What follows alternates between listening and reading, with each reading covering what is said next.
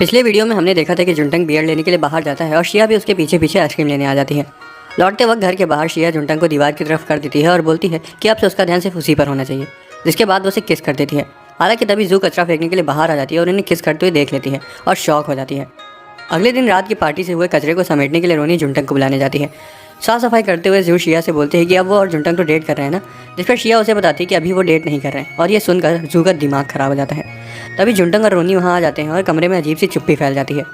साफ सफाई करने के बाद जुंटंग कॉलेज आ जाता है और क्लास खत्म होते ही उसे जू का मैसेज आता है और वो उसे स्कूल के बाहर मिलने के लिए कहती है। वो दोनों फुटबॉल ग्राउंड के पास मिलते हैं और जू थोड़ी सी उदास लग रही थी। वो उसे बताती है कि उसने सस्पेंशन के लिए अप्लाई कर दिया है और अब वो जल्द ही अपना घर छोड़ने वाली है। स्कॉलरशिप से उसकी कॉलेज की ट्यूशन की फीस तो माफ़ हो गई है, लेकिन अपना गुजारा करने के लिए उसे एक जॉब करनी पड़ेगी। वो उससे पूछते हैं कि क्या वो उसकी और शिया की वजह से ये सब कर रही है, लेकिन वो मना करते हुए बताती है कि वो अपने ओवर कंट्रोलिंग फैमिली की वजह से ये कदम उठा रही है। वो बोलती है कि खाली वही उसको समझ सकता है, जिसके बाद जू आखिरकार उसे प्रपोज कर देती है और बोलती है कि वो उसे बहुत पसंद करती है। जू से बताती है कि वो उसे कॉलेज के शुरू होने से पहले से पसंद करती थी, लेकिन उसके पापा ने उसे बॉयफ्रेंड बनाने से सख्त मना कर रखा था। वो बस खुले मिजाज के होने का ढोंग करते थे, क्योंकि जब भी वो किसी के घर रुकती थी तो वो हमेशा फ़ोन करके ये चेक करते थे कि वो किसी लड़के के साथ तो नहीं रुकी है। वो बताती है कि एक बार उसके पापा ने उसकी बहन को अपने बॉयफ्रेंड का हाथ पकड़े हुए देख लिया था, जिसके बाद उन्होंने सभी के सामने उसे पार्किंग लॉट में तमाचा चढ़ दिया। वो जुंटंग से बोलती है कि उसे ऐसे कंट्रोलिंग एनवायरनमेंट में रहने की आदत सी लग चुकी थी, लेकिन फिर भी वो खुद को उसे पसंद करने से रोक नहीं पाई। वो बोलती है कि जब वो खुद के दम पर कमाना शुरू कर दे तब वो उसके साथ रहना चाहती है।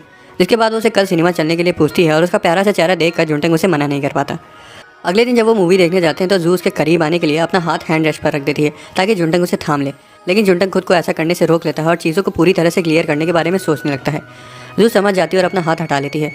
मूवी खत्म होने के बाद दोनों आर्केड में थोड़ी देर गेम्स खेलते हैं। जुंटंग के सारे कॉइन्स खत्म हो जाते हैं, इसलिए वो जू से कुछ कॉइन्स मांगता है, लेकिन जू साफ मना कर देती है।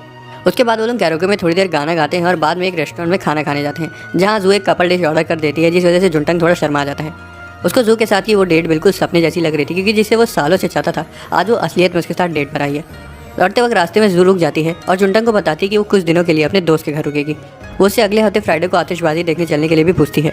जुंटंग कुछ बोल पाता उससे पहले ही वो उसे बताती है कि उसे काफ़ी समय पहले समझ आ गया था कि वो उसे पसंद करता है, लेकिन किसी वजह से उसने उसे नज़रअंदाज किया।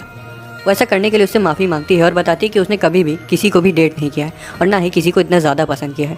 और जब उसने जुंटंग को किसी और लड़की के इतना नज़दीक आते हुए देखा तो उसे जलन होना शुरू हो गई। वो खाली खुश रहने का दिखावा करती थी, लेकिन असल में वो उसे बिल्कुल भी पसंद नहीं आता था। इतना बोलने के बाद वो अपने आंसुओं को रोक नहीं पाती और अगले हफ्ते मिलने को बोलकर वहाँ से चली जाती है। उसके जाने के बाद जुंटंग सोचता है कि वो तो शुरुआत से यही सब सुनना चाहता था, लेकिन अब ये शब्द उसके दिल में कांटे की तरह क्यों चुभ रहे हैं।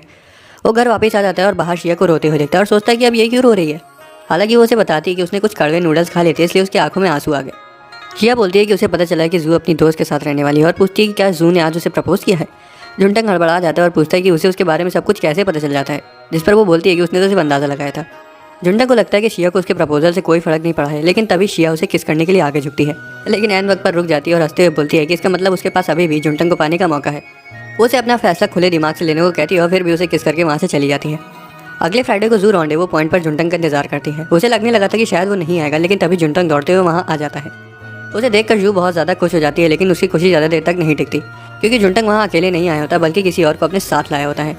जू उस पर चिल्लाने लगती है और बोलती है कि उसे ये नहीं पता था कि वो उनकी अकेले की डेट थी, और वो अगर किसी और को लाया होता तो शायद वो उतना गुस्सा ना होती, लेकिन वो उसकी मम्मी को ले आया। जुंटंग उसे बताता है कि वो उन्हें अपनी मर्जी से वहाँ नहीं लाया, बल्कि शिया ने उसे ऐसा करने को कहा था। असल में पिछली रात शिया ने जुंटंग को बताया था कि जब जू सामान पैक कर रही थी तब उसके पास जू की बहन का कॉल आया था। उन्होंने उसे बताया कि उसकी मम्मी हॉस्पिटल में है और उनकी हालत बहुत क्रिटिकल है, इसलिए वो चाहती हैं कि जू एक बार आकर उनसे मिल ले। ये सुनकर शिया समझ नहीं पाई कि उसकी बहन जू के बारे में पता करने के लिए झूठ बोल रही थी और उसने जू के बारे में उन्हें सब कुछ बता दिया। यही वजह है कि जू का परिवार उसे ढूंढे उससे पहले ही जुंटंग ने जू को उसकी मम्मी से मिलवाने का फैसला किया। जू जुंटंग को घूरते हुए कैफे के अंदर अपनी मम्मी से मिलने जाती है और जू के चेहरे को देखकर जुंटंग को समझ आ जाता है कि उसने सही काम किया है। रात में सभी आतिशबाजी देखने चले जाते हैं, लेकिन जुंटंग बाहर बैठकर जू का इंतजार कर रहा होता है। जू वहाँ आती है और उससे बोलती है कि उसे लग रहा था कि वो तो अब तक बाकियों के साथ जा चुका होगा। जुंटंग उसे शाम के बारे में पूछता है और जू उसे बताती है कि अब सब ठीक है। जुंटंग खुश हो जाता है, लेकिन तभी जू मजाक में बोलती है कि उस वक्त उसने अपनी हाथ पार कर दी थी। जुंटंग फ़ौरन उससे माफ़ी मांगने के लिए पुशअप्स करने लगता है। जू उसके पास जाती है और उसका हाथ पकड़ते हुए बोलती है कि आगे से शायद उनका मिलना जुलना कम हो जाए। जुंटंग अपने पहले प्यार को अलविदा बोलने का फैसला करता है और अपने हाथ हटाने के बाद जू को आखिरकार बता देता है कि वो अब किसी और को पसंद करने लगा है, और जू से माफ़ी मांगता है और तभी उसकी आंखों से अपने आप आंसू गिरने लगते हैं। उसको इस हालत में देखकर जू भी दुखी हो जाती है, इसलिए वो उसे अपने साथ आतिशबाजी देखने चलने को बोलती है। रास्ते में जुंटंग उन सभी पलों के बारे में सोचता है जो स्कूल में उन्होंने साथ बिताए थे, जब हर कोई उन्हें एक कपल की तरह देखता था। वो उन सभी यादों के बारे में सोच कर रोने लगता है जिन्हें मिटाकर अब वो सब कुछ खत्म करने वाला है। वो वहाँ पहुँच जाते हैं और उसी वक्त आतिशबाजी शुरू हो जाती है। वो दोनों रेलिंग के पास खड़े हो जाते हैं और जू जुंटंग से बोलती है कि उसने उसे बहुत ज़्यादा परेशान किया है और अब वो बदला लेने के लिए उसे नीचे फेंकने वाली है। जुंटंग हंसने लगता है और बोलता है कि वो बहुत कमज़ोर है और वो तो उसे उठा तक नहीं पाएगी। जू उसे उठाने की कोशिश करती है और तभी वो रोने लगती है।